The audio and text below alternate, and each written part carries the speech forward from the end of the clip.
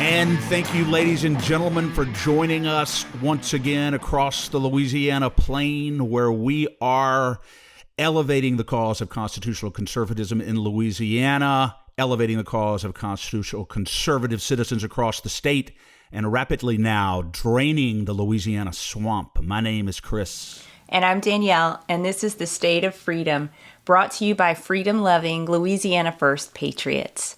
Hello, State of Freedom warriors. Thank you for inviting us to be part of your day. We are so grateful for you.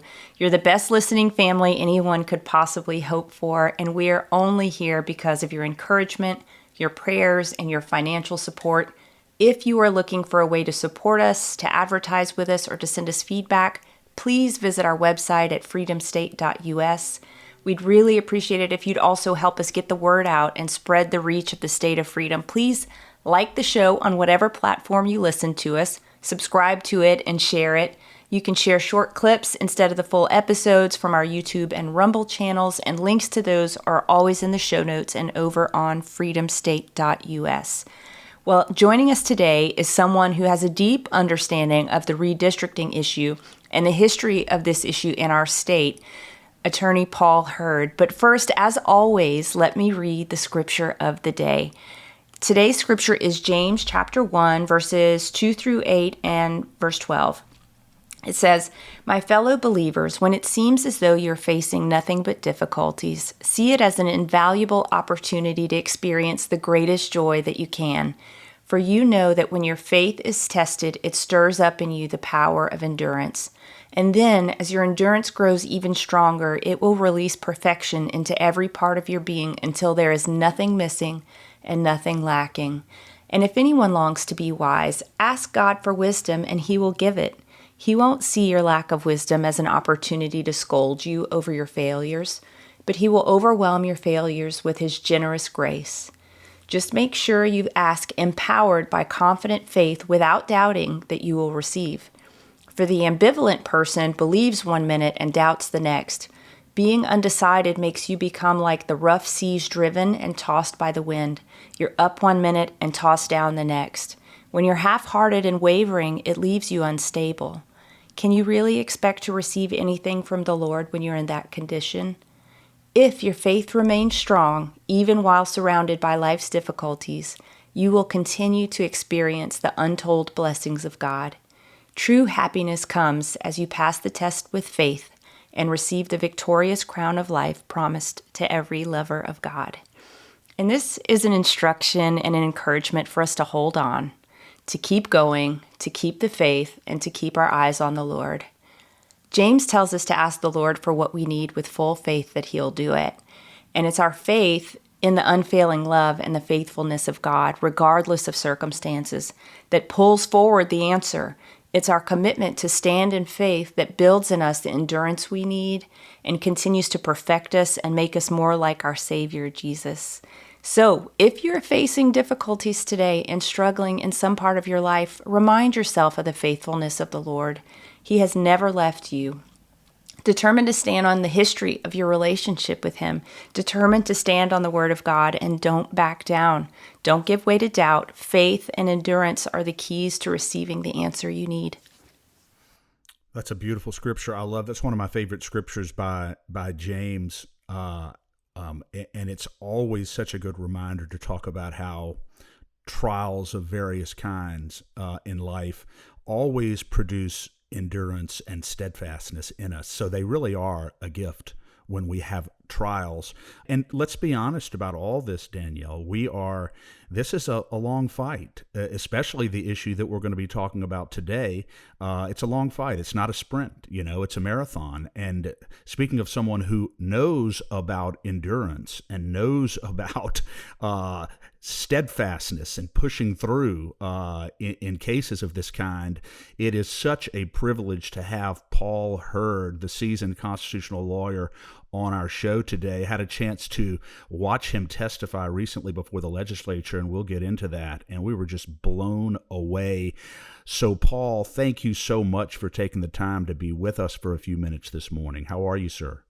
I'm doing great. It's a great morning in Monroe, Louisiana, and we're glad to be here. That's beautiful. I'm from Shreveport, not too far from Monroe, and it is a great, great area up there. Paul, I want to start right off by asking you about how you got involved in this issue with the congressional redistricting, and then we'll get into some more specifics about what's going on right now. Well, my original involvement was, I was talking to my wife, was 30 years ago. When Louisiana had 8 congressional districts and we went down to 7, you had to get pre-clearance for a new set of districts from the federal government, from the Justice Department, as opposed to the courts. And at that point in time, the Justice Department was demanding that states do racial gerrymanders. I mean, that's all there was to it. They demanded that if you were going to get a new set of districts, and Louisiana, because our numbers weren't right, because we had 8 districts, you had to cut them to 7, so we couldn't do elections under what we had. It was a way that the federal government could hold the state hostage, and that's exactly what they did.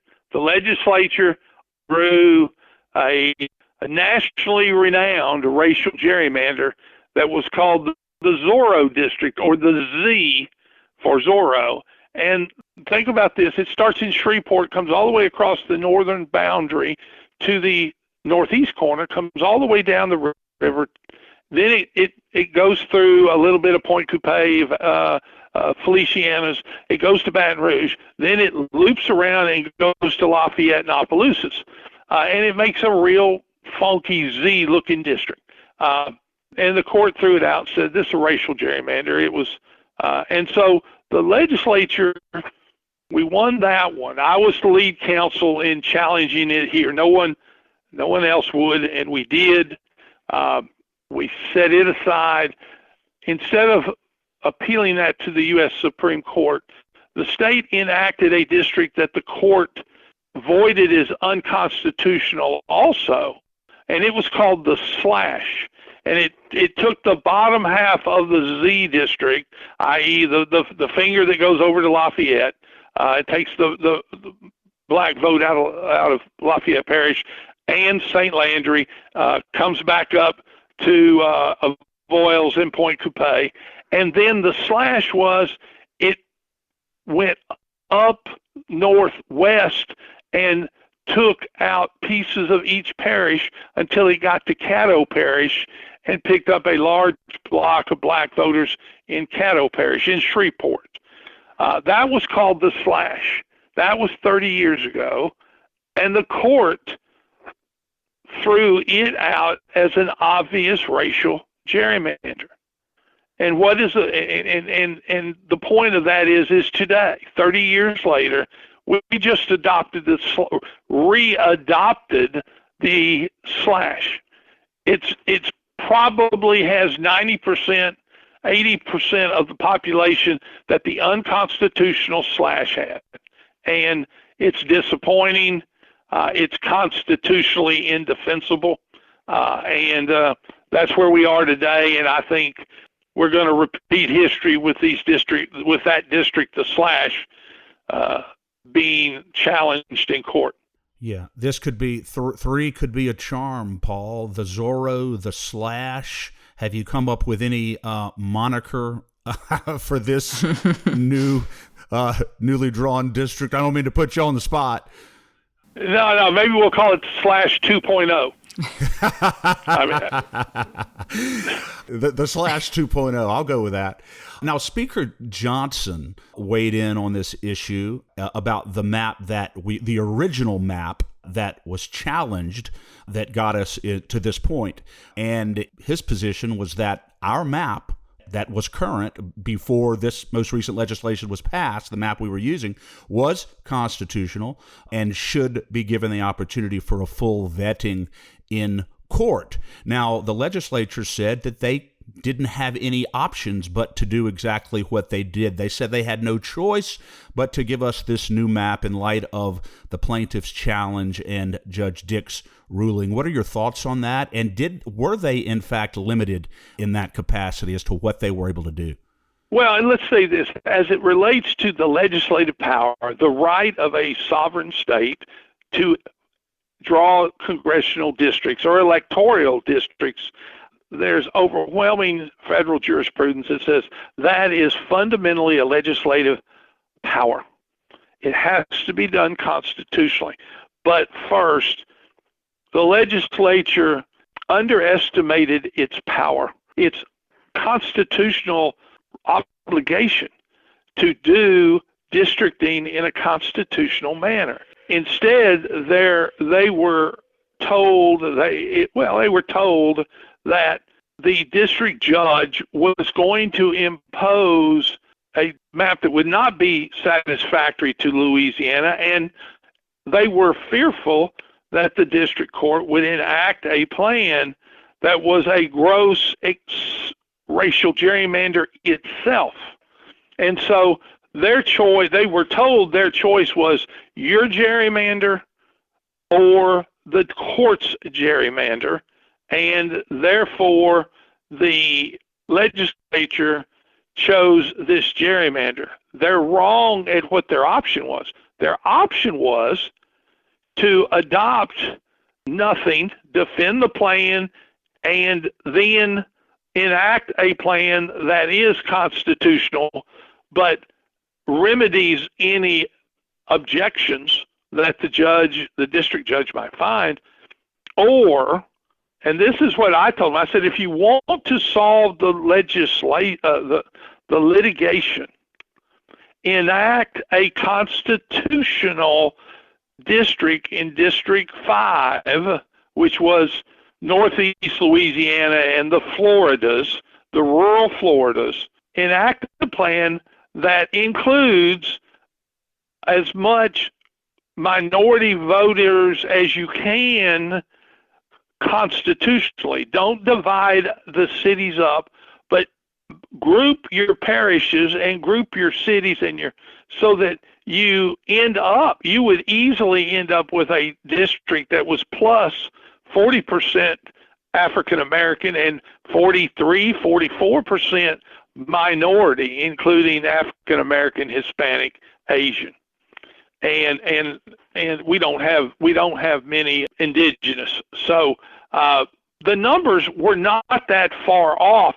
That plan, if I was going to say, all right, let's just get to the lick log and let's finally put what the legislature can do if it does not subordinate traditional districting.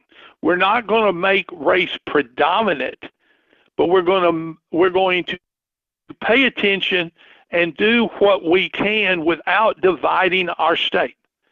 They would have enacted a plan that would have been 45% VAP, and it would absolutely do what Section 2 says we're supposed to do. Section 2 of the Voting Rights Act.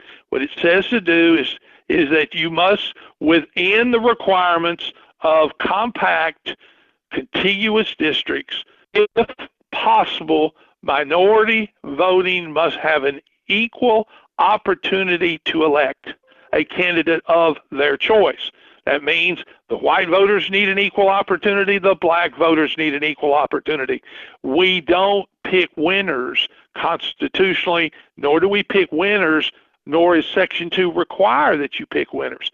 It's an opportunity to elect, and that is where, if I, as a legislator, there were several plans that were easily adoptable, and they chose not to. Yeah. Do you know, and you don't even know whether or not those alternate plans were actually considered by the legislature? They seem to be very tunnel visioned in this particular plan and getting this pushed through. I'll disagree with you slightly, and that is legislators are not in the dark. They, when you get on a redistricting computer and you draw maps, they knew what they could do. They were being told that it was unsatisfactory because the plaintiffs in the litigation would not accept a constitutional plan. So what they drew was an unconstitutional plan because to settle the lawsuit, they had to go beyond what Section 2 required. And my answer was, do what the Constitution tells you to do, empower minority voters, give them an opportunity, give white voters an opportunity, and let's go have elections. And that would end the litigation, I believe, in the district court, or if not in the district court, would quickly end it in the Fifth Circuit, which is the steps that you go through on appeal. And Paul, it was our understanding in looking at the Louisiana state constitution that the district judge has no right to redraw the map anyway. Is that your understanding as well? That's not been the case up to the last 30 years. The judges, here's what they were afraid of is that the district judge would say, we're not going to let, I find your district as it exists violative of Section 2. I don't have time, the judge, don't have time to let you go back to another legislative session for the third time because we tried a year ago and did nothing. We defended this plan. She would have said, in the interim, I'm going to draw a plan. And the legislature would always have the right to override it. But they were afraid that now that we were running out of time for the 2024 elections, that the court would would claim the right to do a plan for this election and reestablish a different status quo. And I think that's problematic. I don't know that that's whether the Fifth Circuit would have allowed that. Interestingly, one of the arguments being made was that the state had been ordered to draw 2 majority-minority districts. That is, on a practical level, true at the district court level. But that's why district courts get appealed every day. They do. Governor Abbott in Texas put up barbed wire to stop illegals. The district court said, yes, you can do that. The Supreme Court just said, no, you can't. The answer is that's why we have an appellate system. And the idea that a state is going to not get a full hearing on something as fundamental as redistricting at the Fifth Circuit or at the Supremes, I think underestimated again the constitutional power of a state and the respect that the federal appellate system has for that constitutional authority. Right. And what's interesting even is that the U.S. Supreme Court, in its remand, I don't want to get too deep into the procedures of this, but the Supreme Court stopped us from doing anything, that was fine, for a year while it considered what they call the Alabama case. Then they decided Alabama, they remanded, sent the Louisiana congressional dispute back to district court and said, we're remanding it back for the state to determine whether or not it wants to create another plan with 2 majority-minority districts or close to that. The Supreme Court did not require 2 majority-minority districts. In fact, by its wording, seemed to open the door to say, we recognize that Louisiana may not be able to draw a constitutional district that is not a racial gerrymander, and that what they should do is draw something that they can draw close to it without violating the Constitution. Everybody's ignored the Supreme Court and its instruction, and it's out of a desire to end the suit, but to end it with a surrender. Chamberlain would be proud in England. The appeasement never works, and all you're doing is you're going to force another group of offended citizens of Louisiana to attempt to set slash 2.0, set it aside. Yeah. So it sounds to me, Paul, like either way, no matter what happens, this will end up in the courts and very well could end up being decided by the Fifth Circuit or by the U.S. Supreme Court, or no matter what happens on it. But Speaker Johnson's view about doing nothing, going into court, and giving this map, the original map, a full hearing on the merits, and then if Judge Dick rules adversely, appealing to the Fifth Circuit and to the Supreme Court, that was his position, and I believe remains his position, which brings me to this point. Is, in your view, is the original map, the one that was challenged here, constitutional? Yes. Easy. It is not a racial gerrymander. I'm not going to be a lawyer and be tricky with you. The answer is it violative of Section 2 of the Voting Rights Act also? Because that's a statutory requirement, not constitutional. So let's ask that question. Do we believe that the original plan that we had in place violates Section 2 of the Voting Rights Act? And again, the answer is no. And the reason why is there are no compact, contiguous districts that are majority minority that are not racial gerrymanders. And this is, if there's anything the legislature needs to understand, it's this. Section 2 is a statutory limited remedy that the Supreme Court says you're not in violation of Section 2 if there's not a compact, contiguous district that's majority minority. And the reason that is called one of the jingles, because it was the jingles case, a jingles precondition on the shape of the district. You must be able to have what they call a hypothetical majority minority district that is compact and consistent with traditional districting principles. Why? The Supreme Court was way ahead of the game. That precondition is the restatement of, if you don't have that and you attempt to draw based on race beyond that, you just racially gerrymandered unconstitutionally. Man, they were brilliant, and they were brilliant 20, 30 years ago.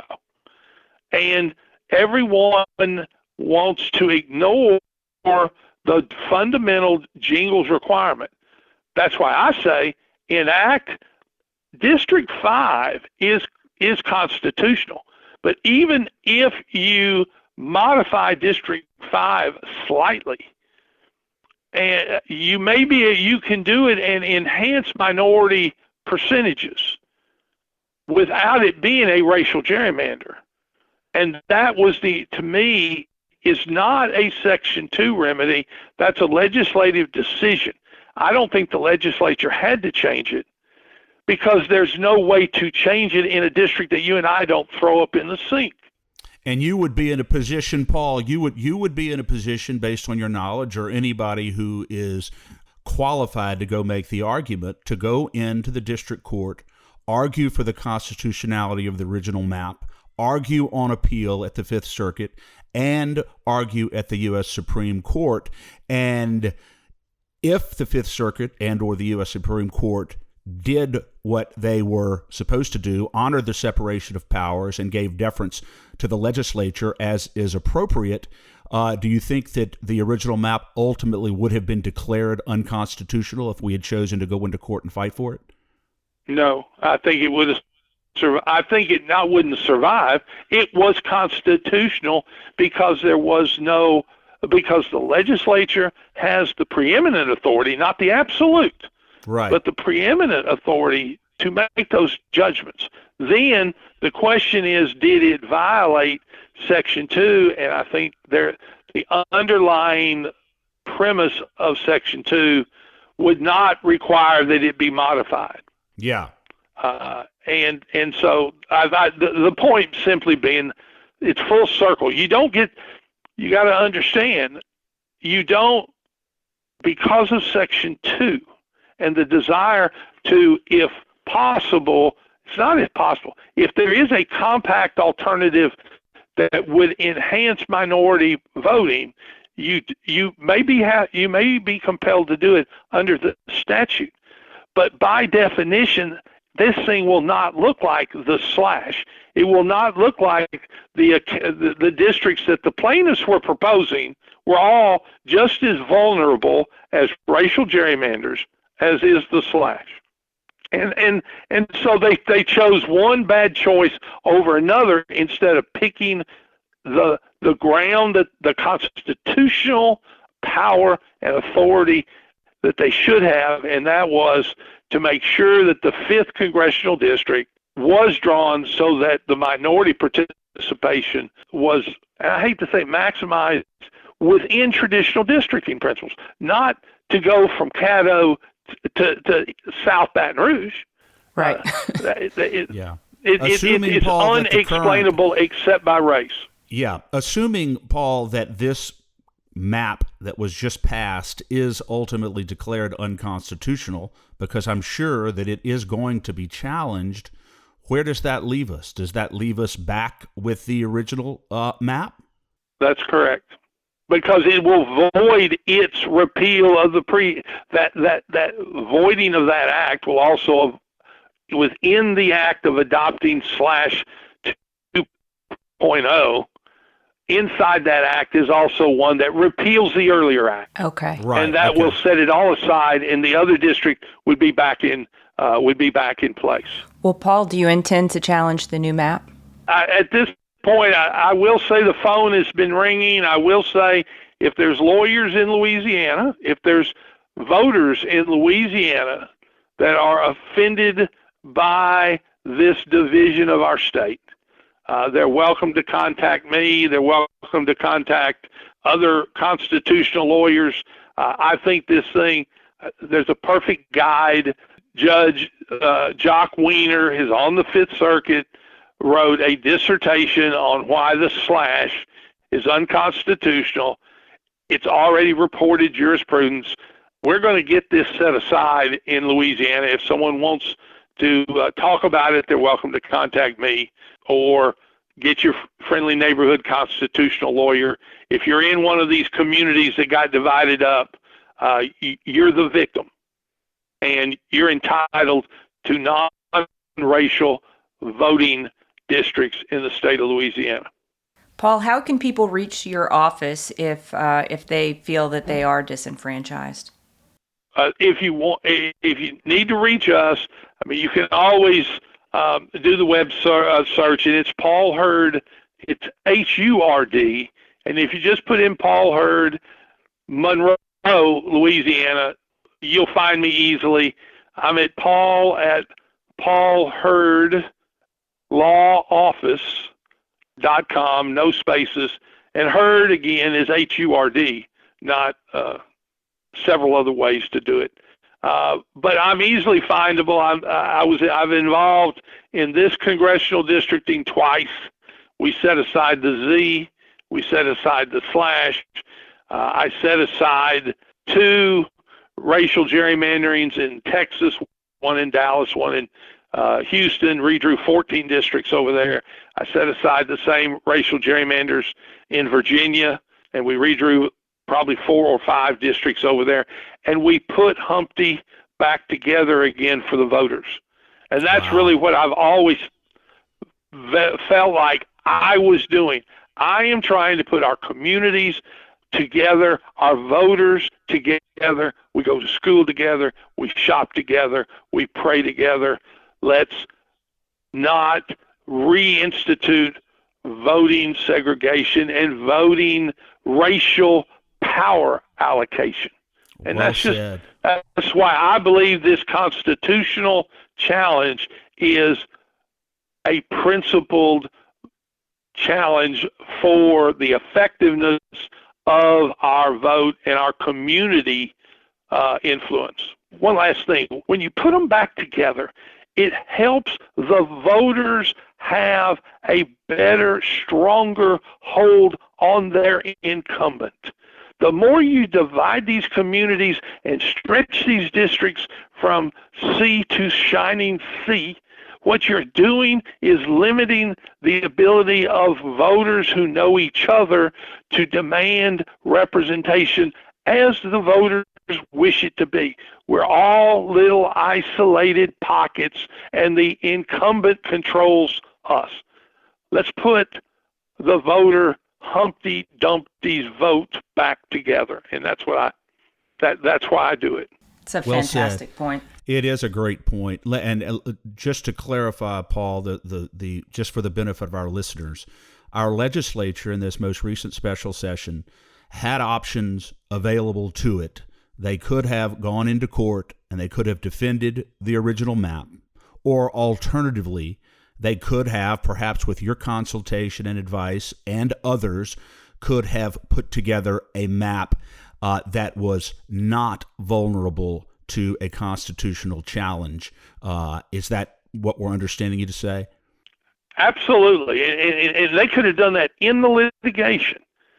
The legislature, only when you capitulate and draw an unconstitutional map do you capitulate the right to always be the one who draws the district. Even had the judge attempted to draw a set of districts, the legislature would then have had the authority to draw itself into a special session. Knowing what the judge thought was wrong, it could have it would never lose the power to redraw the districts.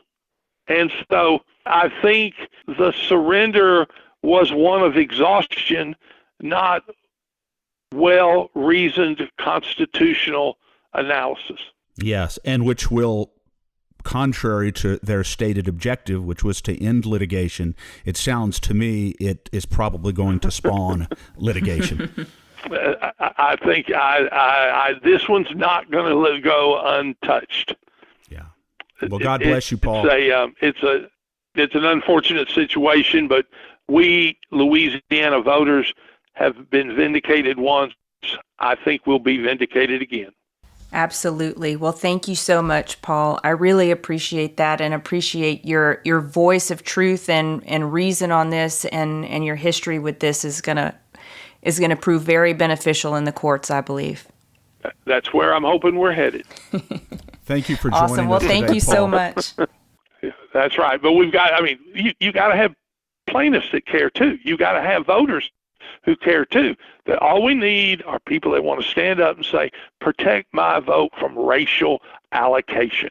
And that's the white side of the line is a racial allocation. The black side of the line is racial allocation. This is unconstitutional at its foundation. Well said, and said very, very clearly. God bless you, Paul, and we will be in touch. And Godspeed to you, sir. Have a great day. Look, thanks for having me. Thanks, Paul. Have a great one. Chris, this guy's got a track record. He doesn't just know the issues. He has already fought these fights before, and I just am much comforted by the fact that he has brought these kinds of cases and won multiple times on behalf of the people, on behalf of the voters. And I love that his heart's in the right place. His heart is for the communities. His heart is for the voters. His heart is that the people would be in charge of the government, not the courts in charge of the government, and not the legislators in charge of the people. That's right. That's right. Everything that he says is reflective of really the foundational principle of our democracy, which is that the people are supreme, and our voice should be supreme and in no way subordinated to the will or the power or the self-enrichment of politicians. One thing that he made very, very clear today was that the legislature absolutely had options that would have passed constitutional scrutiny, because it's clear that this map that was just drawn is classic racial gerrymandering. I can assure you that it's going to be challenged, And then where do we end up, Danielle? We end up right back with the original map, which Speaker Johnson said we should have gone in and argued for now, instead of throwing in the towel and coming up with this disaster that they just came up with. Chris, in terms of the progress of a case like this through the courts, this puts us in as I would understand it, but correct me, this puts us back at the very beginning again, rather than already moving through the appeals process. Is that right? Oh, absolutely. If they go into court and this is challenged, let's say that this is challenged in federal court, and let's say Judge Dick rules that it's constitutional. There's no question that it's going to be appealed to the Fifth Circuit. If Paul's right, the Fifth Circuit is going to reverse and declare that this map is racial gerrymandering, that it's unconstitutional. If the Fifth Circuit affirms Judge Dick, well, then it's going to be appealed up to the U.S. Supreme Court, and then we'll see what the U.S. Supreme Court does. Then, very good likelihood, they would reverse the Fifth Circuit and declare it unconstitutional. How long does that take? That could take a long time to get through that process. And once that's over with, assuming the U.S. Supreme Court ultimately declares this map unconstitutional, we're right back to the original map. And of course, it's going to be challenged all over again. And then we get to go right back up to the Fifth Circuit and the Supreme Court arguing the constitutionality of the original map. That's why Speaker Johnson wanted to do it this way. Not only is our original map constitutional, but it would have preserved judicial resources and time and effort and taxpayer money. Because not only will this map obviously is going to the court, going to Judge Dick's court, but if it gets challenged before she has the opportunity to take it up, does that start as its own separate lawsuit? If this gets challenged, this new map gets challenged, yes, I believe that would start it all over again. Yeah. So that puts us back even farther. Even further, square one. Yes, I'm not sure that they understand the Pandora's box that this opened. And as I said when Paul was on the show, Danielle, the legislature did this ostensibly because they wanted to end the litigation. Do you think they realistically believed that this was going to end the litigation? I have a hard time understanding that. Considering the number of lawyers that are in the legislature and the number of lawyers that advise the legislature, I have a hard time believing that.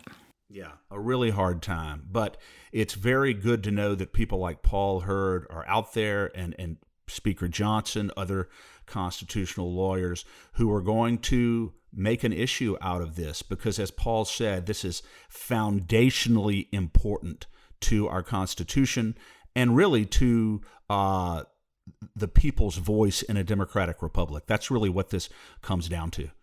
Exactly, to the legislating for the people, not legislating the people. Exactly. Well, Danielle, it is always a pleasure to be with you. I'm looking forward already to our next show. I know at some point in the near future, we're going to be having Representative Julie Emerson on to talk to us about the closed primary legislation. You and I touched on that in our last episode, and I'm looking forward to that. But I want to, as always, thank our many and increasing body of listeners across the state of Louisiana and supporters for the state of freedom. We're elevating the cause of constitutional freedom and really revolutionizing the way political advocacy is done in Louisiana. I could not be more thankful or humbled by the growing support that the state of freedom is receiving throughout the state. Yes, and if people are interested, if they've been thinking about supporting us and just haven't done so yet, you can do that at freedomstate.us or send checks to P.O. Box 861, Berg, Louisiana, B-O-U-R-G, Louisiana 70343. And as we mentioned, also, LCAG is, I guess, picking up speed, picking up momentum, already taking a look at some of the pre-filed bills for this upcoming session, and we will be there front and center. So if you'd like to support the work that we're doing, lobbying as the people's voice on behalf of the people, from the viewpoint of the people, you can do that at lcag.org. If you want to sleep well at night, if you want to know that your voice and your interests and your values are being represented in the state legislature, if you want to know that you have a voice there that is holding our leaders accountable to the Constitution and to you, please take the time to donate and to support LACAG. As Danielle said, either on the website, lacag.org, or you can send checks to LACAG, P.O. Box 64952, Baton Rouge, Louisiana 70896. We have but two loyalties, and it's to the Constitution and to the citizens of Louisiana.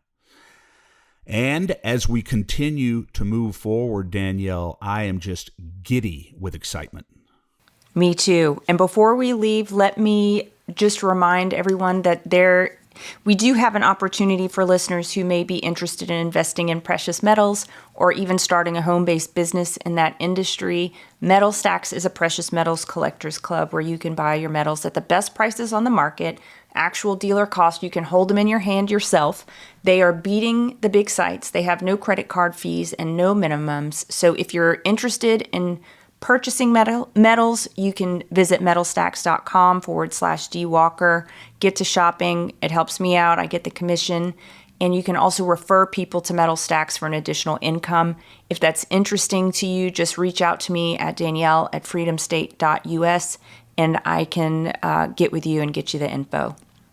And the last thing, Danielle, that I want to say here before we go is that I would encourage any listeners who feel like they are affected by this new map that was drawn, this unconstitutional map, to reach out to Paul Hurd or another constitutional lawyer and see if you qualify to be a plaintiff. I would strongly encourage any of our listeners to do that, and because we'll have his info in the show notes for sure. You beat me to it. We'll have his info in the show notes, and inveighing we shall continue to go each day, Danielle, with courage and discipline to take another step to advance the cause of freedom in Louisiana. Thanks, Chris. Have a great day.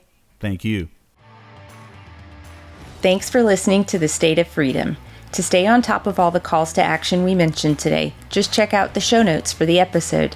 If you'd like to support the show financially, visit our website at freedomstate.us. If you'd prefer to give by mail, you can send a check to the State of Freedom, LLC, at P.O. Box 861, Berg, Louisiana 70343.